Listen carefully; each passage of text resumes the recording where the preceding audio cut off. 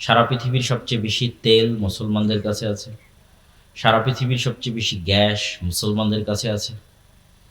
যদি কোনোদিন তেল এবং গ্যাস শেষ হয়ে যায়, যে সৌর বিদ্যুৎ বা সোলার প্যানেল, এগুলোর এগুলোর শক্তি তথা সূর্যের শক্তি পৃথিবীর মানুষ কাজে লাগাতে চায়, তো সবচেয়ে বেশি মরুভূমি, সবচেয়ে বেশি রোদ মুসলমানদের কাছে আছে। আর সবচেয়ে শীত, সবচেয়ে ঠান্ডা তাদের কাছে, যারা মুসলমান নয়। তথা কোনোদিন যদি সূর্যের শক্তির ভিত্তিতেও ক্ষমতার মানদণ্ড নির্ধারিত হয়, সেখানে মুসলমানেরাও এগিয়ে থাকে। সমুদ্রের রাস্তায় যদি দেখেন, হরমুজ প্রণালী বলেন, ইয়েমেনের কোনায় যেটা আছে বাব আল মানদেব ওইটা বলেন, সুয়েজ খাল বলেন, যেগুলো সারা বিশ্বের সকল ব্যবসা বাণিজ্যের মূল কেন্দ্র, সেন্টার, এগুলো সকল প্রণালীর উপর আধিপত্য আছে মুসলমানদের। কিন্তু এত বিশাল বিশাল শক্তি, সামর্থ্য এবং ক্ষমতার মালিক হওয়ার পরেও মুসলমানেরা মাজলুম। তার সবচেয়ে বড় কারণ হচ্ছে বিভিন্ন মতবাদ দিয়ে মুসলমানদের বিভক্ত রাখা হয়েছে। জাতীয়তাবাদ দিয়ে, ন্যাশনালিজম দিয়ে, গণতন্ত্র দিয়ে, বিভিন্ন রকমের মতবাদ দিয়ে এক এক মুসলমানকে এক এক অঞ্চলে এমনভাবে বিভক্ত রাখা হয়েছে যাতে এই শক্তিগুলোকে একত্রিতভাবে মুসলমানেরা প্রয়োগ করতে না পারে এবং মুসলমানদের মধ্যেই শত্রুতাকে কন্টিনিউ করা যায়, যাতে হরমুজ প্রণালী, বাব আল মানদেব, সুয়েজ খাল একক কোনো মুসলিম নেতার হাতে না থাকে। আর যত তেল এবং গ্যাসের রিসোর্সগুলো আছে, এটাও একক কোনো মুসলিম নেতার হাতে না থাকে, বিভক্ত বিভক্ত, টুকরো টুকরো। তাহলে যখন যাকে যেভাবে ইচ্ছা তখন তাকে সেভাবে ব্যবহার করা যাবে। যখন ইরাকের প্রেসিডেন্ট সাদ্দাম হোসেনের বিরুদ্ধে তাকে ধ্বংস করার দরকার হবে, তখন তার সাথে যার শত্রুতা তৈরি করার দরকার হবে। আবার যখন আরেক দেশকে ধ্বংস করার দরকার হবে, তখন তার সাথে যার শত্রুতা করার দরকার হবে। এই ডিভাইড অ্যান্ড রুল, ভাগ করো এবং শাসন করো, এই যে পদ্ধতি, তো পৃথিবীর সকল সম্ভাবনা থাকার পরেও মুসলমানেরা সবচেয়ে অসহায় এবং সবচেয়ে মাজলুম। তার অন্যতম একটি কারণ হচ্ছে যে সমস্ত ভ্রান্ত মতবাদ দিয়ে মুসলমানদের বিভক্ত রাখা হয়েছে, সেই ভ্রান্ত মতবাদগুলো। এবং দ্বিতীয় আরেকটি বড় কারণ, যদিও ইদানিং বহু বক্তব্যে আমি দাজ্জাল, ইমাম মাহদি, ইয়াজুজ মাজুজ এগুলো নিয়ে আলোচনা করেছি, সেক্ষেত্রে আমি দেখেছি মানুষের মধ্যে একটা মনের ইচ্ছা লক্ষ্য করা যায় যে মানুষ, আমার ধারণা যে সাধারণ মুসলমানদের যদি অবস্থা হয়, তাহলে অন্য সব জায়গায় সকলের একই অবস্থা, যে সবাই এই মনে করে বসে আছে যে হ্যাঁ, আমার তো কিছু করার দরকার নাই, ইমাম মাহদি আসবে, উনিই সব করবে, ঈসা আলাইহিস সালাম আসবে, উনিই সব করবে। তাহলে অন্য মুসলমানদের আর মুসলিম নেতাদের আর কোনো করণীয় নাই।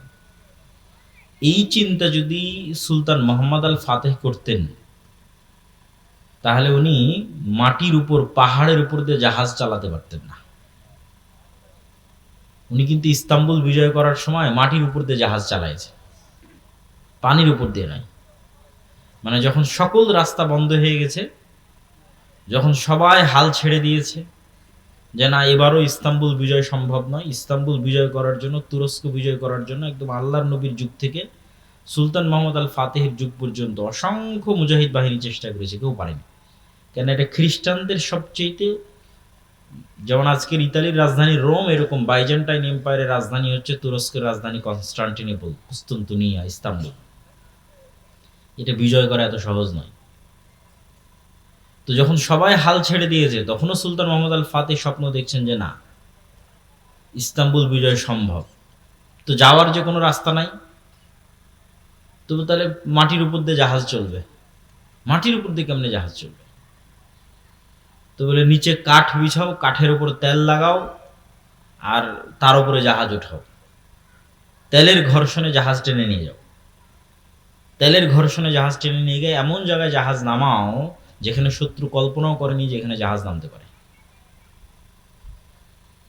তুমি যদি চিন্তা করতেন যে না, ইস্তাম্বুল বিজয় করার কাজ তো ইমাম মাহদির, কেন হাদিসে কিন্তু আছে যে কিয়ামতের পূর্ব মুহূর্তে ইস্তাম্বুল বিজয় হবে। তো ইস্তাম্বুল বিজয়ের কাজ যেহেতু ইমাম মাহদির, তা আমার করে কি লাভ?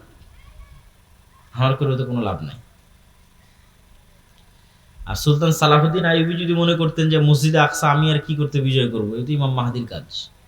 তাহলে এখনো ওই খ্রিস্টান ক্রুসেডারদের হাতেই মসজিদে আকসা থাকতো।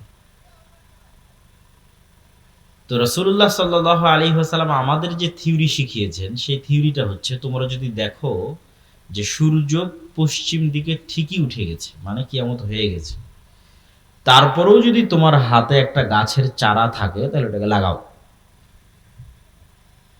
এর নাম হচ্ছে প্রোডাক্টিভিটি। মানে অলস হাত ছেড়ে দিয়ে বসার কোনো সুযোগ নেই।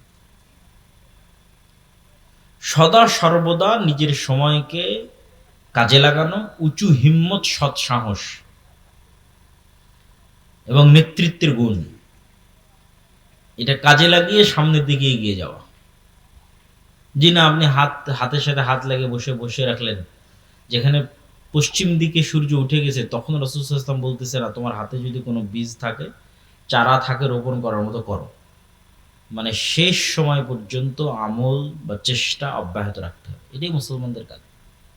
কেন কেউ জানে না কখন ইমাম মাহদি আসবে, কখন দাজ্জাল আসবে, কখন কিয়ামত হবে, নির্ধারিত সময় কেউ জানে না। হবে এ কথা ঠিক, হবেই হবে, এটাই নিশ্চিত, কিন্তু ওটার অপেক্ষায় আপনার আর কোনো কাজ নাই, এটা হলো না। তথা আমাদের ইয়াং জেনারেশন, আমাদের মুসলিম উম্মাহ, তাদের কাজ আছে। জ্ঞানে বিজ্ঞানে তাদেরকে সামনের দিকে এগিয়ে যেতে হবে এবং চেষ্টা অব্যাহত রাখতে হবে। যেই মুহূর্তে মুসলমানদের হাতে মোগল সাম্রাজ্য এবং যেই মুহূর্তে ওসমানী খেলাফত, এই সুলতান মোহাম্মদ আল ফাতেহেরই পরবর্তীতে ওসমানী খেলাফত আরও বৃহৎ আকার ধারণ করে তুরস্ক থেকে, সেই মুহূর্তে ইউরোপ জ্ঞান এবং বিজ্ঞান চর্চা কেবল শুরু করছে। 1800 শতক, 1700 শতক কেবল জ্ঞান বিজ্ঞানের চর্চা শুরু করেছে। নতুন নতুন কামান, গোলা বারুদ, গুলি, ঠিক আছে, এগুলো, তারপরে যুদ্ধ জাহাজ, এগুলো কেবল নতুন নতুন আবিষ্কার করতেছে। তো তখন যদি মুসলমানেরা, এই উসমানীয় খেলাফতের মুসলমানেরা অথবা ভারতের মোগল শাসকেরা চিন্তা করতো যে না, আমরাও জ্ঞান এবং বিজ্ঞানে বিনিয়োগ করব, এরা এটা করেনি। তখন ওই ওসমানী শাসকেরাও এবং মোগল শাসকেরাও, এরা সব টাকা পয়সা ব্যয় করেছে বিশাল বিশাল ইমারত তৈরিতে, কারুকার্য খচিত তাজমহল, মসজিদ, আরো প্রাসাদ, ভবন,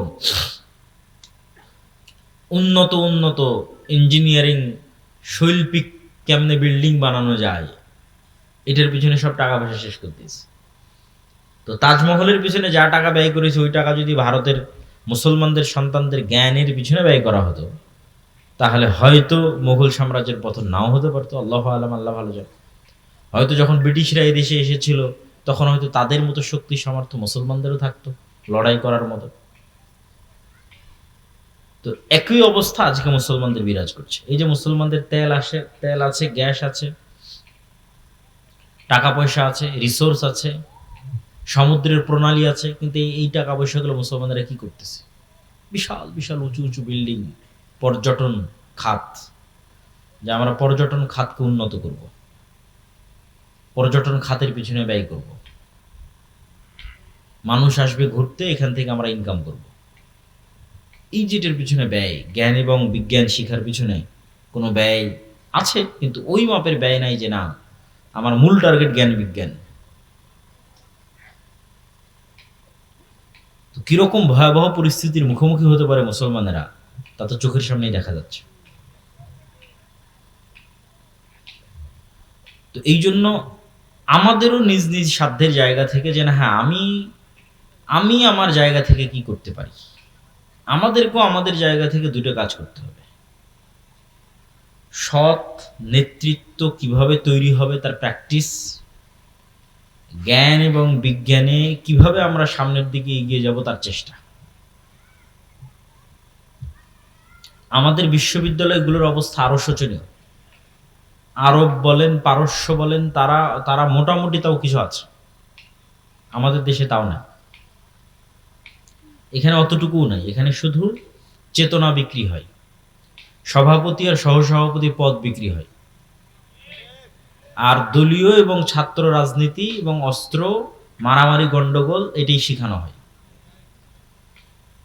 এবং সেখান থেকে বের হয় চাঁদাবাজ, সেখান থেকে বের হয় সন্ত্রাস, সেখান থেকে বের হয় দুর্নীতিবাজ। দেশের জন্য কিছু করবে এরকম প্রজন্ম তৈরি হয় না। ফলত 52 বছরও এই দেশে বলার মতো কিছু নাই, যে এই দেশের কিছু হয়েছে, কিছু আছে, এরকম নাই। না ডিফেন্স সিস্টেম, না সামরিক খাত, না অন্য আর কোনো জ্ঞান গবেষণা। কোথাও কোথাও বাংলাদেশ বলতে পারবে না যে না এই জায়গায় আমি নিজের পায়ে দাঁড়িয়ে আছি। তো এই যে আমাদের ভয়াবহ অবস্থা, এটার থেকে বের হওয়ার জন্য পড়াশোনা, জ্ঞান বিজ্ঞান এবং নেতৃত্বের গুণাবলীর বিকাশ। নেতৃত্বের গুণাবলীর বিকাশ কিভাবে হবে? আগের বহু বক্তব্যে তুলে ধরা আছে যে সত্যবাদিতা এবং ন্যায়পরায়ণতাই হচ্ছে নেতৃত্ব বিকাশের একমাত্র রাস্তা। যে কোনো মানুষ চিন্তা করবে যে আমি শতভাগ সত্য বলবো এবং শতভাগ ন্যায় প্রতিষ্ঠা করব, সেই নেতা। প্রথমে কোথায় করতে হবে? প্রথমে পরিবারে, তারপরে কোথায় করতে হবে? আশেপাশে। পরিবারে আমি আমার স্ত্রীকে হক দেই না, মানে আমি নেতা নই, আমার মধ্যে নেতৃত্বের যোগ্যতা নাই, আমাকে দিয়ে আল্লাহ সুবহানাহু ওয়া তাআলা নেতৃত্বের খেদমত নেবেন না। বাবা মায়ের কথা শুনি না, বাবা মায়ের হক আদায় করি না, মানে আমি নেতা নই। নিজের বোনকে পিতার সম্পত্তিতে ন্যায়ের সাথে ভাগ দেইনি, তার মানে আমি নিজেই জালেম, আমি ন্যায় প্রতিষ্ঠাকারী নই। তাহলে নেতা তৈরি হয় এই দুইটা জিনিসের উপর ভিত্তি করে, সত্য বলা এবং ন্যায় প্রতিষ্ঠা করা। তা আমরা মসজিদ মাদ্রাসায় সালাত, সিয়াম, হজ, যাকাত, দোয়া, দরুদ সবই শিখিয়েছি, কিন্তু দেখবেন ওখান থেকে বের হয়ে ওই আলেম, ওই মাওলানা, মাদ্রাসা শিক্ষক, ইসলামী দলের নেতা কর্মী কারোর মধ্যেই এই দুটো গুণের নাই, সত্যবাদিতা নাই, ন্যায় নিষ্ঠা নাই। সালাত, সিয়াম, হজ, যাকাত আছে, ফলত সেও আর নেতা হতে পারতেছে না। কিন্তু নেতা হতে হলে তাকে এই দুটো গুণ লাগবে। আমরাও নেতা হতে পারতেছি না এই দুটো গুণের অভাবে। শতভাগ সত্যবাদিতা না থাকা এবং শতভাগ ন্যায়পরায়ণতা না থাকা, এটি দিয়েই নেতা তৈরি হবে। এটার প্র্যাকটিস এবং কালচার আমাদের মধ্যে নিয়ে আসতে হবে। আল আমরু বিল মারুফ ওয়ান নাহি আনিল মুনকার, সৎ কাজের আদেশ দিতে হবে, অসৎ কাজে বাধা দিতে হবে। অসৎ কাজ মানে শুধু গান বাজনা হলে এটা অসৎ কাজ। অসৎ কাজ মানে মেয়ে মানুষ বেপরদায় ঘুরলে এটা অসৎ কাজ। শুধু এগুলো অসৎ কাজ নয়। অসৎ কাজ মানে আর একজনের পুকুরে মাছ ছাড়বে, তো আর এক নেতা এসে বলতেছে তাকে চাঁদা না দিলে মাছ ছাড়তে দিবে না, এটাও অসৎ কাজ। এটাও যেদিন মসজিদ এবং মাদ্রাসা থেকে বাধা দিতে পারবে ন্যায়ের সাথে, ওই দিন ওখান থেকে নেতা তৈরি হবে। অন্যায়ের প্রতিবাদ করতে গিয়ে নেতা তৈরি হয়, এবং সেখান থেকে নেতা তৈরি হলো কোন নেতাকে আল্লাহ কবুল করবে, আল্লাহ সুবহানাহু ওয়া তাআলা ভালো জানেন। যে কোনো একজন নেতাকে আল্লাহ কবুল করতে পারে, কিন্তু এই কালচার তো নাই যে আল আমরু বিল মারুফ ওয়ান নাহি আনিল মুনকার, এটার কালচারটাই তো নাই। এই কালচারটা তৈরি করতে হবে যে না, আমি অসৎ কাজে বাধা দেব। অসৎ কাজ মানে সকল অসৎ কাজ, মানুষের সাথে যে অসৎ কাজ অন্যায় হচ্ছে ওটা তো বাধা দেব। এই বাধা দিতে গিয়ে আপনি নেতা হয়ে যাবেন, আর বাধা না দিয়ে চুপচাপ থাকবেন, কোনোদিন নেতা হতে পারবেন না, নেতা হওয়া সম্ভব নয়।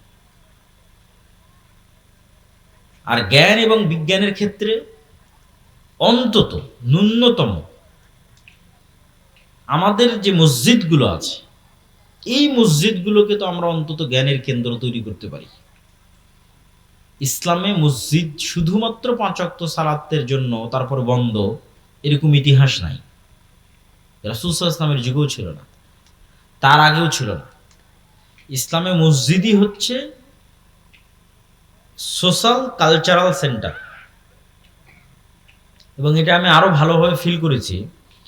ইউরোপ এবং আমেরিকায় অনেক জায়গায় দেখবেন মসজিদ নামে অনুমোদন নাই, সব জায়গায় কালচারাল সেন্টার নামে অনুমোদন। Islamic cultural centre, Mohammadia cultural centre, সালাফি কালচার, ওটা কিন্তু মসজিদ। কিন্তু গভর্নমেন্ট থেকে পারমিশন নিয়েছে কি হিসেবে? কালচারাল সেন্টার হিসেবে। তার মানে গভর্নমেন্টের দৃষ্টিতে এই মসজিদটা একটা কালচারাল সেন্টার। এইটাই ইউরোপ আমেরিকার গভর্নমেন্টের রুলস অনুযায়ী, যে হ্যাঁ এটা একটা কালচারাল সেন্টার, মুসলমানরা তাদের কালচার প্র্যাকটিস করবে কোথায়? মসজিদে, ফলত এটা কালচারাল সেন্টার, কমিউনিটি। কিন্তু আমরাই সেই মসজিদকে বানিয়ে দিয়েছি যে না, এখানে শুধু 5 ওয়াক্ত সালাতের পর এটা অফ হয়ে যাবে, অথবা শুধু লাশ বহনের খাটলি থাকবে, অথবা শুধু ঈদুল ফিতর এবং ঈদুল আজহায় গোস্ত এবং চাউল বন্টন হবে। কিন্তু আসলে হওয়া উচিত ছিল, মসজিদের সবচেয়ে বড় কাজ হওয়া উচিত ছিল যে মসজিদে শিক্ষার ব্যবস্থা থাকবে, জ্ঞান বিতরণের ব্যবস্থা থাকবে। ইসলাম যতটা জ্ঞান ভিত্তিক দিন, আর পৃথিবীতে কোনো দিন এতটা জ্ঞান ভিত্তিক নয়। কোরআন যতটা জ্ঞান ভিত্তিক কিতাব, পৃথিবীতে আর কোনো কিতাব এত জ্ঞান ভিত্তিক নয়। কিন্তু হতভাগা আমরা, যে আমরাই মুসলমান হয়ে কোরআন পড়ে জ্ঞান থেকে দূরে চলে গেছি, জ্ঞান চর্চা থেকে দূরে চলে গেছি। ইসলামী দল বলেন, সংগঠন বলেন, ইয়াং জেনারেশন বলেন, সবাই জালসা করতে পারদর্শী, মিছিল করে লিল্লাহে তাকবীর আল্লাহু আকবার দিতে পারদর্শী, জীবন দিতে পারদর্শী। ভাই আমি আল্লাহর জন্য আল্লাহর রাস্তায় জীবন দিতে চাই, কিন্তু জ্ঞানী এবং যোগ্য হতে চায় না। আল্লাহর রাস্তায় জীবন দিয়ে দিবে, কিন্তু জ্ঞানী যোগ্য হবে না। আল্লাহর রাস্তায় জীবন তো আগেও দিয়েছ, এখনো দিচ্ছ, পরেও দিবা, কিন্তু জুলাইয়ে জীবন দিয়ে ক্ষমতা কারা নিয়ে গেছে? তোমার উত্তরসূরিরা না। কেন? তোমার উত্তরসূরিরা যোগ্য ছিল না, জ্ঞানী ছিল না। যারা জ্ঞানী এবং যোগ্য ছিল, বামপন্থী, ওরা নিয়ে গেছে। তাহলে জীবন দিয়ে কোনোদিন ক্ষমতা পাওয়া যায় না। তুমি জীবন দিবা, ক্ষমতা আর একজন নিয়ে যাবে। তাহলে তোমাকে ওই যোগ্যতা এবং জ্ঞানের জায়গাগুলোতে ঢুকতে হবে। তোমার মিডিয়া কোথায়? মুসলমানদের পক্ষে কথা বলবে, এই মিডিয়া কই? এই মিডিয়ার জন্য তার জীবন দেওয়া লাগবে না, এই মিডিয়া তৈরি করার জন্য জ্ঞান এবং যোগ্যতা লাগবে। মুসলমানদের একটা ইংরেজি মিডিয়া থাকবে, আরবি মিডিয়া থাকবে, সেটা কই? এটার জন্য জীবন দেওয়া লাগবে না, এটার জন্য জ্ঞান এবং যোগ্যতা লাগবে। ব্রাকের মতো মুসলমানদের কোনো অর্থনৈতিক প্রতিষ্ঠান নাই, কই? এটার জন্য জীবন দেওয়া লাগবে না, জ্ঞান এবং যোগ্যতা লাগবে। এবং আজকেও যে ফাইটটা হচ্ছে পৃথিবীতে, দেখা যাচ্ছে যে একটা সময় মনে করা হতো যে যার হয়তো শুধু পারমাণবিক অস্ত্র আছে সেই যুদ্ধে জিতবে, এবং এটাই যুদ্ধের একমাত্র লাস্ট রেজাল্ট, এবং যার দেখা যাচ্ছে বিশাল বিশাল বিমান আছে সেই জিতবে। কিন্তু নিকট অতীতে পাকিস্তান এবং ভারতের যুদ্ধে, তারপরে পাকিস্তান আফগানিস্তান, এখন ইরান এবং ইসরায়েল, এই যুদ্ধগুলোতে যে দেখা যাচ্ছে যে না, ন্যূনতম ইউক্রেন এবং রাশিয়ার যুদ্ধ থেকে না আজ পর্যন্ত ড্রোনই সবকিছু। তো জ্ঞান এবং বিজ্ঞানের সাথে যতক্ষণ মুসলমানেরা কানেক্টেড না হচ্ছে, মসজিদকে যতক্ষণ জ্ঞানের মার্কাজ না বানাচ্ছে, এবং জ্ঞান চর্চার যতক্ষণ চেষ্টা না করতেছে, শাইখুল ইসলাম ইবনে তাইমিয়া রাহিমাহুল্লাহ বলেছেন, প্রত্যেক মুসলমানের জন্য কোরআন নিজে বুঝতে পারবে এরকম এতটুকু জ্ঞান অর্জন করা ফরজ। আমরা মোটামুটি আছি যে হ্যাঁ কোরআন পড়তে পারি, এরকম আছে অনেকেই। কোরআন পড়তে পারে না এরকমও তো অসংখ্য হাজার হাজার। কিন্তু কোরআন যে নিজে পড়ে বুঝবে এরকম জ্ঞান শুধু মাদ্রাসার ছাত্রদেরই আছে, তাও অনেক অল্প। মাদ্রাসাতেও যারা পড়ে তাদের অনেকে ভালো বোঝে না। অথচ ইবনে তাইমিয়া রাহিমাহুল্লাহ বলছে এটা প্রত্যেক মুসলমানের উপর ফরজ, যে সে কোরআন নিজেই বুঝবে, অন্তত আরবিটা বুঝতে পারবে।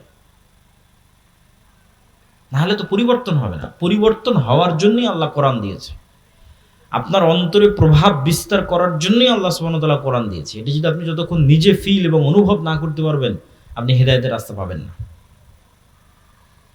শেষ জামানায় ইমাম মাহদিদের সময়ে, ঈসা আলাইহিস সালাতু ওয়াস সালামের সময়ে যারা জেরুজালেম বিজয় করবে, ইস্তাম্বুল বিজয় করবে, রোম বিজয় করবে, ভারত বিজয় করবে, এরকম দেশগুলো যারা বিজয় করবে, তারা ওই মানের ইমান কোথায় থেকে সংগ্রহ করবে? নবী তো নাই, মুহাম্মদ সাল্লাল্লাহু আলাইহি ওয়াসাল্লাম তো নাই, সাহাবীরা তো নাই, কিন্তু ওদের ইমান সাহাবীদের মতোই হবে, সাহাবীদের কাছাকাছি হবে। মদিনার সর্বশ্রেষ্ঠ ইমানওয়ালা মানুষগুলো বের হয়ে আসবে। কেমনে তারা ইমানটা তৈরি করবে? কোরআন দিয়ে। কোরআনের সংস্পর্শে তাদের ইমানের লেভেল ওই জায়গায় পৌঁছে যাবে। এই জন্য আমাদের মসজিদগুলোতে মক্তব চালু করা, জ্ঞান শিক্ষার ব্যবস্থা করা, জ্ঞান উপার্জনের ব্যবস্থা করা, জ্ঞানের পিছনে সময় দেওয়া, এগুলো অতীব জরুরি এবং অতীব প্রয়োজনীয়। এবং এই যে যা অর্থ আমরা জালসা সম্মেলনের জন্য ব্যয় করে থাকি, এই অর্থের একটা অংশ যদি আপনি ইমামের বেতন বাড়ানোর জন্য ব্যয় করেন, এই অর্থের একটা অংশ যদি ইমামকে ভালো প্রশিক্ষণ দেওয়ার জন্য ব্যয় করেন, এই অর্থের একটা অংশ যদি ওই ইমামকে প্রশিক্ষণ দিয়ে গ্রামে মক্তবের বাচ্চাদের কেমনে শতভাগ মক্তবে বাচ্চাদের উপস্থিত করানো যায়, তার পুরস্কার প্রতিযোগিতা, ওগুলোর পিছনে ব্যয় করেন, তাহলে আপনার এই জালসা করে যা উপকার হয়েছে তার চেয়ে 10 গুণ 100 গুণ বেশি উপকার হবে। শুধু এই ছোট্ট ছোট্ট পদক্ষেপগুলো, যে না আমার মসজিদের ইমাম হবে খুবই যোগ্যতা সম্পন্ন, ফলত একটা ভালো বেতন দিতে হবে, এই ইমাম সাহেবকে আমি আরো অনেক ট্রেনিং করাতে চাই, ইমাম সাহেবকে আমি মসজিদে মক্তব চালাতে চাই, গ্রামের সব বাচ্চা যেন এই মক্তবে আসে, তার জন্য বিভিন্ন রকমের পুরস্কার, চকলেট ইত্যাদি, সাইকেল ইত্যাদি বিতরণের ব্যবস্থা করতে চাই, যাতে পুরো গ্রামের একটা বাচ্চাও কোরআন এবং দ্বীনের জ্ঞান থেকে দূরে না থাকে। এটা সবচেয়ে স্থায়ী, পার্মানেন্ট এবং দীর্ঘমেয়াদী। কেন এরাই, এই মক্তবে যারা পড়তেছে, এরাই তো বিভিন্ন স্কুল কলেজে এই দেশের ডিসি, ওসি, এসপি, মন্ত্রী, মিনিস্টার এই জায়গাগুলোতে যাবে। তো ছোটতে যদি আপনি তাদের শিখিয়ে দিতে পারেন নবীদের জীবনী, সাহাবীদের জীবনী, ঈমান, আকীদা, আদর্শ, সত্যবাদিতা, ন্যায়পরায়ণতা, তার কিছু না কিছু প্রভাব থাকবে। এই জন্য আমাদের যে নিজস্ব মক্তবের সিলেবাস আছে, এটা ওইভাবেই তৈরি করা। তালিমউদ্দিন বা আদর্শ শিক্ষা, যেটার উপর আপনারা মক্তব অলিম্পিয়াড দেখলেন এনটিভির পর্দায়, ছোট ছোট বাচ্চাদের নবীদের জীবনী থেকে শুরু করে আদব কায়দা থেকে শুরু করে সব কিছু, এই সিলেবাসের উপর ট্রেনিং দিয়ে আপনাদের আশেপাশের সকল মসজিদে মক্তব চালু করা দরকার। আর এই ট্রেনিংয়ের জন্য যাতায়াত খরচও ফ্রি, এই ট্রেনিংয়ের জন্য থাকা খাওয়াও ফ্রি, এই ট্রেনিংয়ের জন্য সিলেবাসও ফ্রি। মানে বাচ্চারা যে সিলেবাসটা নেবে, বইটা নেবে, এটাও ফ্রি। তো এত কিছু বিনামূল্যে দেওয়ার পরেও যদি এই কাজে আপনারা আগ্রহী না হন, তাহলে এর জবাবদিহিতা তো আল্লাহ সুবহানাহু ওয়া তাআলার দরবারে আপনাদেরকে দিতে হবে। প্রিয় উপস্থিতি, ইয়াং জেনারেশনের উদ্দেশ্যে এবং উপস্থিত সকলের উদ্দেশ্যে, মুসলমানদের এই যে পরিবেশ এবং পরিস্থিতি, এই পরিবেশ এবং পরিস্থিতি সামনে আরো ভয়াবহ হবে। ফিতনা থামার লক্ষণ খুব কম, এবং আমাদেরকে অনেক বড় বিপদ এর মুখোমুখি হতে পারে। দুর্ভিক্ষ যদি দেখা দেয় বাংলাদেশে, আশ্চর্যের কিছু নয়। এরকম পরিস্থিতি যদি আর 2-3 মাস চলে, তেল এবং গ্যাসের সংকট, আর এই সংকট শুধু বাংলাদেশে তা নয়, এই ইন্দোনেশিয়া, মালয়েশিয়া, ফিলিপাইন, থাইল্যান্ড, একই সিনারি। ভারত, পাকিস্তান, এমনকি ইউরোপ, এমনকি আমেরিকা, সব জায়গায় সেম সিনারি। ফলত এটা বিশ্বের অর্থনীতিতে যে প্রভাব আসবে, এই প্রভাব আমাদের দেশে যখন পড়বে, তখন এখানে দুর্ভিক্ষ দেখা দিতে পারে। আপনার তেলের দাম বাড়ার সাথে সাথে সারের দাম বাড়বে, আপনার চাষের খরচ বেড়ে যাবে। ফলত সকল দিক থেকে আমরা একটা বিপদ মুহূর্ত এবং ফিতনাময় মুহূর্তের দিকে পড়ে যাব। এবং এই শেষ জামানাগুলোতে দাজ্জাল বা দাজ্জালীয় শক্তির যে ফিতনা, এই ফিতনা থেকে বাঁচার একটাই উপায়। এটা বলে আমার বক্তব্য শেষের দিকে চলে যাব, যে এইরকম ভয়ঙ্কর মুহূর্তগুলোতে আপনি কীভাবে ফিতনা থেকে বাঁচবেন। আজকে যদি আমি আপনাকে বলি, মানে আমাকেও যদি কেউ বলে যে ভাই তুমি যদি এই কথা মানো তাহলে তোমার গাড়িতে তেল দিব, তা আমি তো মনে হয় সন্দেহে পড়ে যাব যে এই কথা মেনে নিয়ে তেল নেওয়াই ভালো। তো এর চাইতে ভয়ঙ্কর ঘটনা তো দাজ্জাল ঘটাবে। এই তেল নয়, দাজ্জাল বলে আকাশ বৃষ্টি বন্ধ করে দেবে, জমিন ফসল বন্ধ করে দিবে। হয় আমাকে রব মানো, নাহলে আকাশের বৃষ্টি বন্ধ, জমিনের ফসল বন্ধ। এখন যদি আপনাকে বলি যে ভাই তুমি এই কাজ না করলে তোমার তেল নাই, তোমার মোটরসাইকেলে তেল নাই, তোমার গাড়িতে তেল নাই, তো সবাই যে ইমান বিক্রি করে দিবে, কয়জন ইমান নিয়ে থাকবে? তো এই ফিতনার সময়গুলো আমাদের ইন্ডিকেট করছে, বুঝাচ্ছে যে আপনি কিভাবে ফিতনা থেকে বেঁচে থাকবেন। ফিতনা থেকে বেঁচে থাকার জন্য দুটো রাস্তা ছাড়া আর কোনো রাস্তা নেই, আমার জানা নাই যে ফিতনার সময় আমরা ফিতনা থেকে বেঁচে থাকবো। এক, পরকালের প্রতি অগাধ আস্থা, যেন আমি পরকালই আছি, পরকাল যেন দেখে নিয়েছি, পরকাল যেন আমি স্বাদ আস্বাদন করে নিয়েছি, আমি যেন মারা গেছিলাম, মৃত্যুবরণ করে জান্নাত জাহান্নাম কবর ঘুরে তারপরে আবার দুনিয়াতে এসেছি। পরকালের প্রতি এই লেভেলের অগাধ আস্থা। আব্দুর রহিম যে মৃত্যু এবং কবরের বর্ণনা শোনাচ্ছিল, জান্নাত জাহান্নামের বর্ণনা শোনাচ্ছিল, এটার প্রতি যতক্ষণ অগাধ আস্থা তৈরি না হবে, ততক্ষণ আপনি দুনিয়া বিসর্জন দিতে পারবেন না।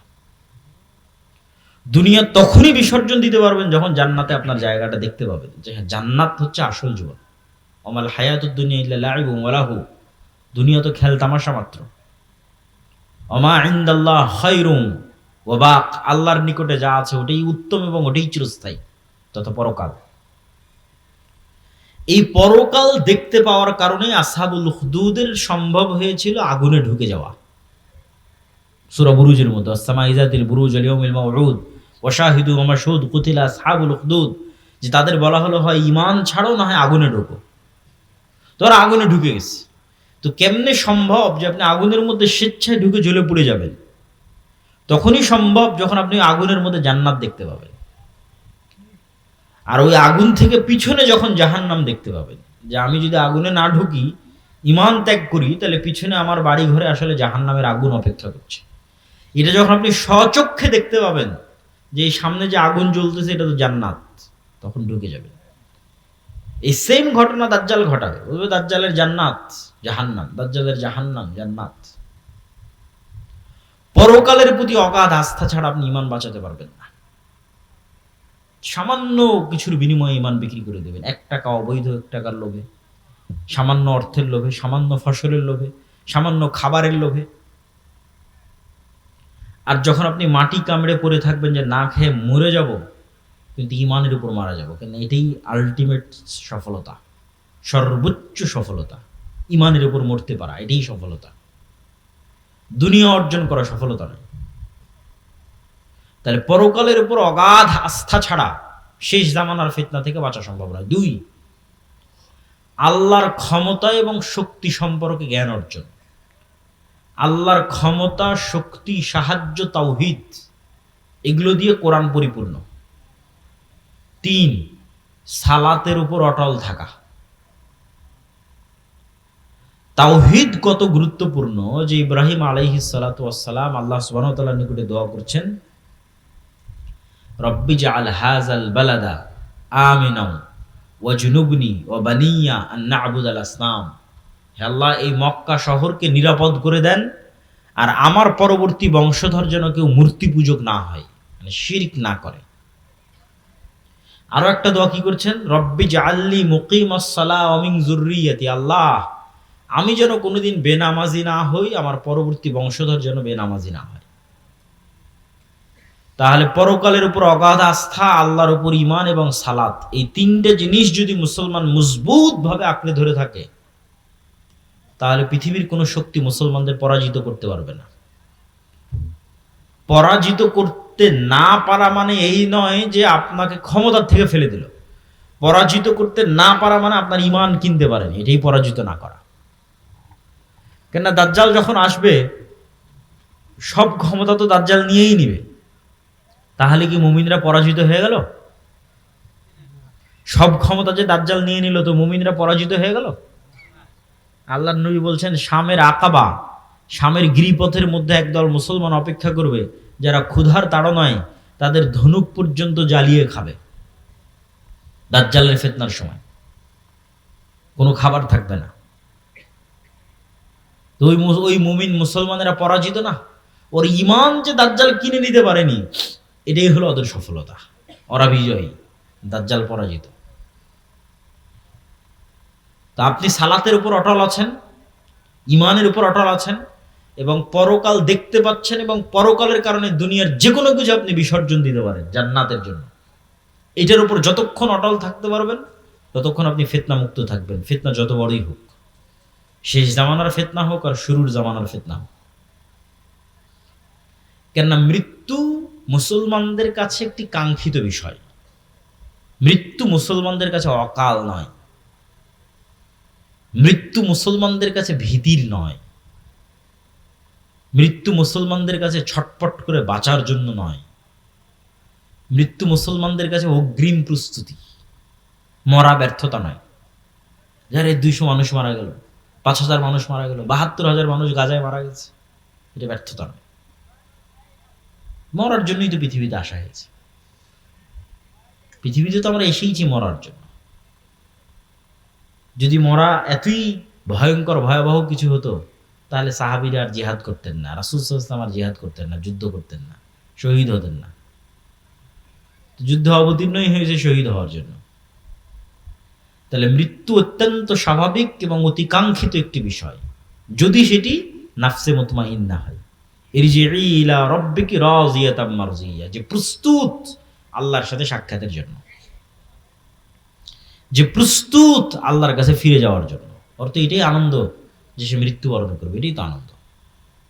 কেন আজ থেকে 10 দিন পর তো মৃত্যুবরণ করতেই হবে, আজ থেকে 50 দিন পর তো মৃত্যুবরণ করতেই হবে। তাহলে মৃত্যুর ভয়ে মুসলমান কিছু করে ফেলবে, এটা অসম্ভব।